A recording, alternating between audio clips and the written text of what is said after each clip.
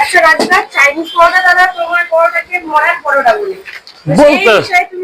বলতে পারবো না দিদি। আমি হচ্ছে কি, আমি মন্তব্যের শিকার হই না, বুঝলেন। তার হয়তো ভালো লাগে সে বলে, আমি চাই না। আমি একটা ব্যবসাদারে কখনো খারাপ বলতে পারি না। আমিও এটা বিক্রি করে কিন্তু আমার পরিবার চালাতে হয়। অতএব একজনকে বাজে কথা বলার মতন শিক্ষা আমি কোথাও থেকে পাইনি। সে বলুক, সে যেই হোক। তো আমি কারোর সম্বন্ধে কিছু বলবো না। আমার বিজনেস আমি করছি, কারণ এটা বেচে আমার পেট চালাতে হয়।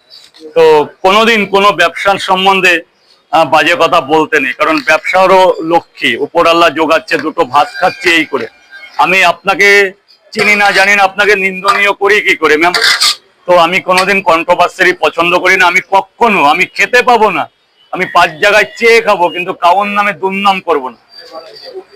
সেও তো যথেষ্ট কষ্ট করে, দুটো পয়সার জন্য তো করে। তার যদি অলি দলি থাকতো সে তো ওরকম করতো না, সে যেই হোক। অথচ প্রচুর কষ্ট করে একটা ব্যবসাদারই বোঝে একটা ব্যবসাদারের কষ্ট। এই পয়সাটা কে দিল? কত হয়েছে স্যার?